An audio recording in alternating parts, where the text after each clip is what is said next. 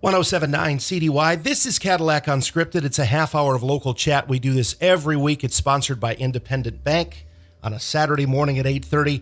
Katy Huckle, my co-host, is here with me right now. And one of the things, we like to talk about the arts in Cadillac. We've had the Footlighters on frequently. We've had Up North Arts in the spotlight once when we had Tim Florinke on with us. We've had Mr. Filkins. So, but now one of the leading proponents for the arts in Cadillac is Chris Fisher, who is a retired art teacher at Cadillac High School. And Chris is with us this morning. Good morning, Chris. Good morning. Good morning.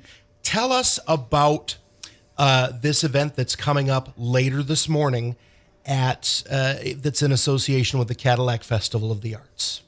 Great. We have two events actually in our parking lot, three. The Tiny Canvas Scholarship Project will be going on, and we've had probably 75 different local artists that have painted tiny canvases, either 4-inch by 4-inch or 6 by 6-inch, and they painted it with their own inspiration. It can be anything from something personal to a flower or scenery from a vacation spot or something like that. So we will be selling those this afternoon along with our yard sale, which is a yard sale for just art objects. Sale. Now that is clever. What? It was stolen. Oh. We used it from somebody else. It's an original. Yes. Yeah. YART. And people have donated extra art things that they've had around their house or their studio. And people come and buy things that they think they might be able to use. And then the used book sale through the library will be going on at the same time. So we're supposed to be set up in the parking lot, so we're praying for good weather this afternoon. The weatherman says yes. Okay. And if we happen to not be able to stay in the parking lot, then we'll be moving inside in the drill deck. There are 3 Quonset huts across from the high school football field on Chestnut, 601 Chestnut. And we have the first Quonset hut. The second one is the drill deck, which is used between the senior center and us, Up North Arts. So we'll be moving in there in case of inclement weather. So that's the center one. The center Quonset hut, correct. Okay. And there's parking in the back and on the side, so there's plenty of parking. You can also park along the street or the city parking lot, which is a hop, skip, and a jump from the center. Chris, where will all the money go? The proceeds that you're going to earn from these sales, where does the money go? For the yard sale, it will go into programming. So it helps us to bring quality teachers that are very knowledgeable in their field to be able to come to Cadillac to teach constituents and other interested people how to paint or draw or do clay or fuse glass, whatever their interest is. We try to find people that will be able to fill those needs. So that's the art sale that goes towards programming. The Tiny Canvas Scholarship Project is money that will go towards giving scholarships to area students that are interested in going into the arts. And that could be visual art, performing arts, drama, music, whatever their interest is. By definition, art is it's right. A huge thing, isn't it? It's a huge thing. It's not just painting. No. It's not just crafting. So they'll fill out applications through their high school counselors and through our website when it gets closer to the spring when people are applying for scholarships. And they can fill out the form, and then they go before our little board, jury board, and then we decide who to give awards to. So we have over 100 campuses right now at $30 each. We're hoping to raise at least $3,000 so we can spread the love of art to local students. Chris, I just have to, say, take a bow because, really. This is somebody else's idea, but I appreciate that. But implementing it and still being passionate about the arts after so many years in public education and teaching art, it's inspiring, to see you still involved in the arts and how passionate you are about bringing art to Cadillac. So thank you for that. Well, thank you. I appreciate it. But it isn't done without a team. There are a host of people at Up North Arts that have been instrumental in making sure all this happens.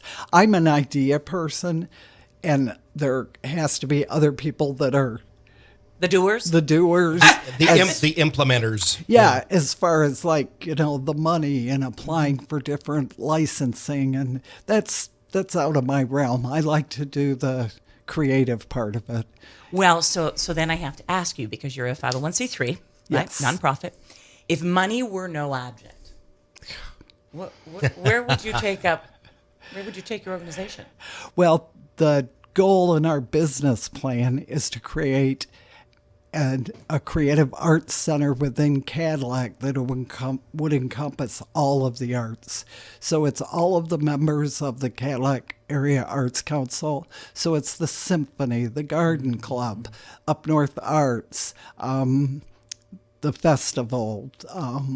Trying to think of some other people that are on that board. I'm having a blank. But everything that's there, Footlighters. Who else can I mention? There's so many. So you'd like to have all of that in one spot? One building, one huge art building. Similar to what they have over in Midland at the Center for the Arts. Oh. And then we would be able to have, big name artists be able to come in and do concerts and speakers, yes. Collaborating between all of you. Yes. Definitely. Well, she didn't hesitate or pause. Sometimes I throw people off with that question, Chris. You know what you want. Yeah, it's been a goal. It started with, when I first taught here, and that would have been in 1986, 87, I asked people, where's the art center in Cadillac? And there wasn't one. Uh-oh. So it actually started 36 years ago.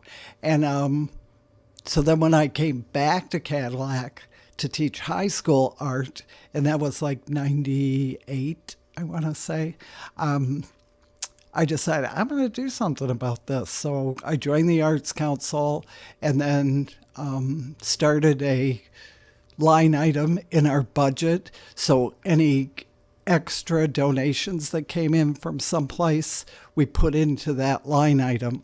And I started with a bead show over at the high school and charged $1. It was nominal. People didn't have to donate to go towards the art center. And people said, what art center? And I said, just trust me. Go with it. So we ended up with $488, and we put that into the line item, and that's what actually started it. And then First Night, do you remember First Night from Cadillac? Yeah. Wonderful thing. Had some extra money that was just sitting in the bank, and so they donated that, and we put that in there. And I want to say it was like $7,000 or something, and it just grew from there. And we ended up with enough money that we could apply for all the items that we needed to get started. Vicki Essemacher was amazing at getting that kind of thing started. Jim Smith, absolutely invaluable for taking care of all of the actuarial things that had to go on at that point. I was like, just give me a list so I can get some people in here and get started. And we had volunteers from all over the community that came in and painted and ripped up carpeting and stripped floors, and it's beautiful in there. If you have ever been in there, it was very well, it was made for the Navy. So Militaristic. Yeah, militaristic. And other things have come in and out of there. Oasis, I think, was in there for a while. And NMC, I think, taught classes over there back in the 80s, 70s, or 80s. And so we just went through and freshened it all up. And thanks to a lot of volunteers and some gracious donations, we've been able to update it. So it's beautiful in there. It's very comfortable. And so we have our art center. And as we're listening to this show this morning, this is the final day of the Cadillac Festival of the Arts. How intimately involved is Up North Arts with this event? Well, the Cadillac Area Arts Council is made up of several member groups, which I mentioned before, the Garden Club, the Symphony, Footlighters, and we are a member of that group. So we work with the Art Council in putting on the festival for the summer. So the council takes care of food and entertainment, and then the Arts Center takes care of the artist booths. So we operate independently but work very close together. And Danny Renwick has been our coordinator for the artist portion of it through the Up North Arts. And so she meets with a group from the Arts Council that takes care of the food and the entertainment. And so because of COVID, we weren't able to have it for the second year, which is detrimental to our bottom line. But they've still got other events that are going on. The chalk art happened. I think that gets over with again today. And then they have artists that are singing, and Footlighters did their performance down at Raven Social. And just all different kinds of things. If you go on Facebook, you can find what else might be left for the rest of the day. It's like the art teacher brought color to Cadillac. Yes, it definitely. I think we should take a break. Okay. And I want to talk with you about the history of Up North Arts. Okay. And we'll get to that here on Cadillac Unscripted on 107.9 CDY, sponsored by Independent Bank. This is Cadillac Unscripted on 107.9 CDY. It's local chat every Saturday morning at 8:30, and I can't think of anything more local than the Cadillac Festival of the Arts, which is wrapping up today after a few rainy days, unfortunately. But hopefully the weather today is going to be good. And we're with Chris Fisher. Chris is a retired art teacher from Cadillac Area Public Schools. You said, did you teach at the elementary level before you came back and went to the high school? Yes, as a matter of fact, I was the first elementary art teacher in Cadillac. Mary Kukla had, had written a grant for a pilot program, and they needed somebody to run this pilot program. So I hired in out of college. And how did they find you? I went for a mock interview at Central and met with John Laurent. Do you remember him? He was he's long retired now. I don't know if he's still alive or not. I haven't checked up on him, but he was giving the interviews, and at the end of the interview, it was just a mock interview because I lived in Mount Pleasant. I was happy down there. I wanted something, local. And he says, I need you to come up to Cadillac to interview with a few other people. And I said, well, this was a mock interview. This wasn't really something I was really interested in. He says, no, seriously. So I went home, talked to my husband, and decided to do it. So I drove back and forth from Mount Pleasant to Cadillac every single day, rain, hail, sleet, or snow, and taught kindergarten through fifth grade at the time, and did that for 2 years. And then I couldn't do the drive anymore, so I took a job in Clare, and then Vicki Trent retired from the high school, and I had remained friends with Mary and Sue Millema, and Sue Mellema was relentless that I come back up here and go for the interview. So I did, and that's where we decided to relocate. Best choice I ever made. And there was a period of time in there between when you came back and went to the high school, or did that progress? Have you been here consecutively since? No. Okay. I did Cadillac in elementary in 86, 87, and then went to Clare from 88 to 98. So I did 10 years down there, and then came to the high school in 98, the fall of 98, and stayed till 2010. That was all high school. So between high school and elementary school, what's the most enjoyable age to teach art to? High schoolers or younger kids? Well, my initial goal when I got out of college, when I was finishing my degree, was that I wanted to teach high school. That was my passion since I was younger, but God had a different plan.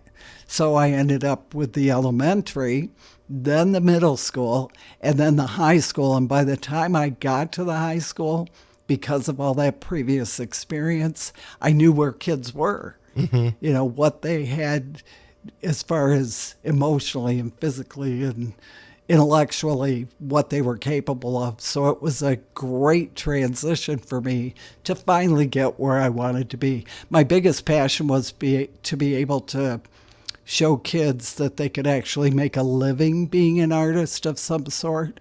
And we've had many kids from Cadillac High School that have gone on to do great things within the arts, designing toys for Fisher-Price and working in advertising for Coca-Cola, and even smaller things too, where they've gone on to be illustrators that have done quite well.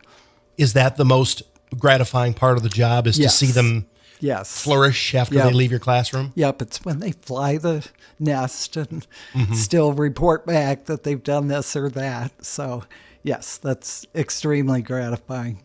Earlier in the show, you were talking about your vision for an art center and how there wasn't one when you first started. Up North Arts is actually still relatively new. I mean, in the grand scheme of things, it's still a baby. It's a baby. So fledgling. it's fledgling. So tell us about Up North Arts, how it came to be, and some of the classes that you offer, and how you secure the teachers for it. As far as how it got started, again, it was a committee that got together, stemming out from the Cadillac Arts Council. There were so many people that were involved and wanted something like this. And with a group of people in their niches doing the things that they're great at, we were able to get started as a nonprofit. The city rented the building to us and gave us a good break for the first couple of years. And from there, we kind of stumbled a little bit at the very beginning on exactly how we wanted to, what we wanted this to look like to the community. And when you're making the rules as you go, right? Sometimes you'll make a mistake and go back and say, "Oh, hindsight's 20/20." Right. Yeah. And we had lots of smaller art centers around that we could talk to the directors and the people that organize things, that when we ran into a problem, we could go to them and say, okay, we're trying to do this. What are you guys doing? And they were more than willing to share. So, Ludington, Frankfurt, just small art centers that are trying to do the same kind of thing. We're trying to go in the middle, though. We aren't ready to be huge, but we aren't super small either, because some art centers are just a building that's like an old house. So, that's where we've started. So, as things progressed and we decided to do regular programming, then we developed a list, sent out emails, made phone calls, looked at other art centers and kind of got in contact with their artists if it was something that we thought would be of interest to people locally. So then we contacted them, and they said they were happy to, help out and get them scheduled. So they came in, and fortunately people started signing up, and we were doing pretty well until COVID hit and things just went down the tube. So we've been working to pay our bills, our rent to the city, internet, people to clean the building. We have Hope Network that comes in and cleans, just to pay our bills to keep up with things. And we're eating into our savings, so we have to try to figure out how we're going to build our fund back up so we can continue with the things that are important. For so many organizations, it's almost like starting over. Oh, that's after what the it last felt 18 like. months. And we had a program with probably 30 classes lined up for 2020, and then had to cancel every single one of them. I think we got half of one class in on one night. And so we have a good program right now going on for the summer, but it's been extremely difficult to try. Even our membership and volunteer list and everything has dropped, just like every other nonprofit. We've just been struggling for the past year and a half, almost 2 years. I will get to the how to volunteer part towards the end of the show, but I wanted to ask most popular programming at this point. What's the most popular program, and maybe the most surprising one, the one that people may not think of as relating to art that Up North Arts offers. So most popular and most surprising. I would say probably the most most popular is Susan Molnar's open studio for fused glass. I can't even tell you how many students she's had go through there, but they pay her a fee for whatever they want to make, and she's there as a excellent, I call her the queen of fused glass. She's so good. And she's there to walk everyone through, but people can either sign up for that on the website or they can just walk in. And she can take, 15 people, I think is her maximum. The clay class has been great. I wish we had a bigger room for that. I do teach that class right now. Pat Schrader had a death in the family, so I taught it for this for the summer, and she'll be back in the fall. But that one tends to fill up quite rapidly. The most surprising, I don't know. Because most people have this idea of what art is in their head, but we know it's all encompassing. Art can be so many things. One thing that it didn't surprise me as much as enriched my faith in human beings is the ceiling tile fundraiser. People came in and painted a piece of paper that goes into a ceiling tile, like the old drop ceilings. And they paid to do that and then left their paintings there for us to put them up on the wall. So I think when people do things and they don't get anything back, that's what renews my faith. Mm-hmm. Because that was money that could go into keeping the doors open and programming and paying our teachers and paying people to clean and that sort of thing. It's very similar to the Tiny Canvas project. We supplied all the paint, we supplied the canvases, people came in, hung out for a couple of days, and produced all these wonderful pieces of art, and they aren't getting a thing back except for the satisfaction of helping out the art center and creating their artwork for others to enjoy. And also, if you have knowledge that's in your head, what good is it if you don't share it? Oh, exactly. Yeah. I absolutely 100% agree with you there. So volunteering. with Up North Arts or becoming a teacher, if you have, I'm sure if there are folks out there who have this hidden talent or something that they're very good at that they could share, I'm sure you'd be more than willing to talk with folks, right? Exactly. Okay. And it can be anything from fine art, which they classify, painting and watercolor and ceramics and fused glass sometimes as fine art, to craft. So it could be craft would fall into like wood carving or basket making or making collage or making paper, anything like that.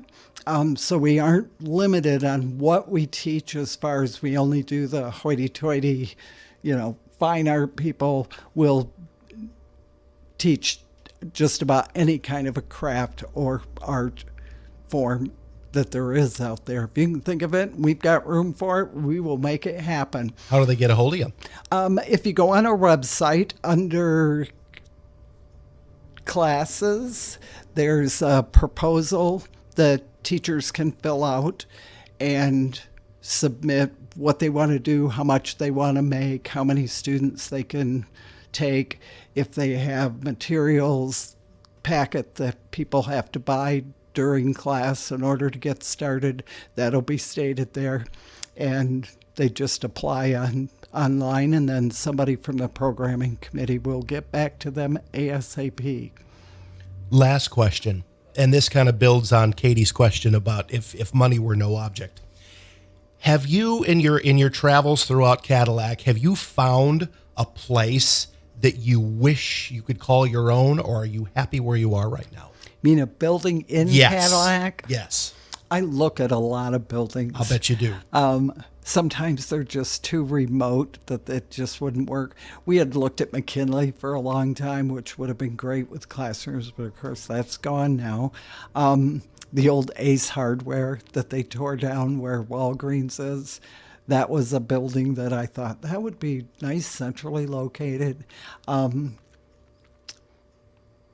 don't know. There's just so many empty ones right now, but obviously we need space and we want a theater, and the old Prevost building was something that we looked at. Now there's an apartment complex.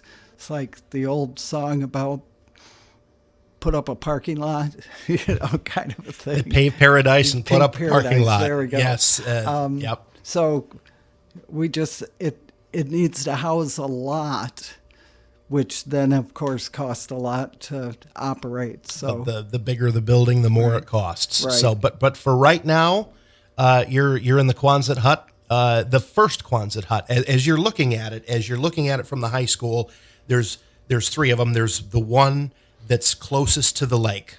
That's yours. yes. Okay. Yes. And there's also a local artist painted this beautiful butterfly on the back. Is that a storage unit for you, or is that for the senior center? No, that was actually contracted, I think, through the city. Shannon Nelson. Yes. She did the veterans one down in the courthouse, the old courthouse. And that has become yes, a social media.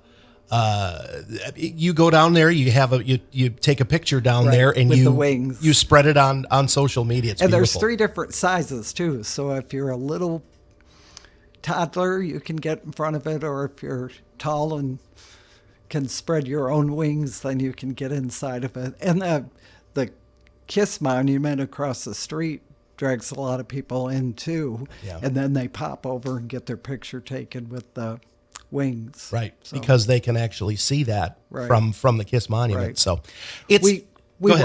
want to be able to share with people that they can come in and get memberships too. That's possible on our website. Very reasonable prices. Students are $15. A single is $25, and for a couple it's $60. That's a yearly. A year. Okay. And then you get discounts on classes and programs that we offer, and they're quite significant. So I would encourage people to go in and get some discounts on classes and come in and take classes. When is the office open? Now? Right now we're still struggling with trying to get volunteers in there. Mindy Hinkle is our administrative assistant, and she comes in voluntarily when she's not babysitting for her grandkids. But volunteerism is something that we really try to push for too, and you can fill out a volunteer form on our website also. Same place where you would go to find, requests for teaching or yes, teach okay. any. It's the website is extremely easy to use. PingCube up in Traverse City did it for us, and it's very intuitive and easy to use. But if you sign up, you don't necessarily have to get a membership, but you can log in and it'll keep track of your memberships, your donations.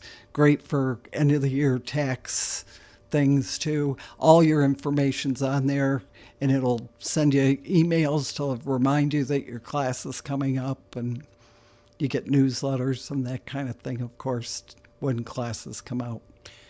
It has been very, very eye-opening. We've learned a lot about Up North Arts, and we wish all the best to you today for your Tiny Canvas fundraiser. That's a great idea. I'm excited for it to happen. I just hope it doesn't rain on everything.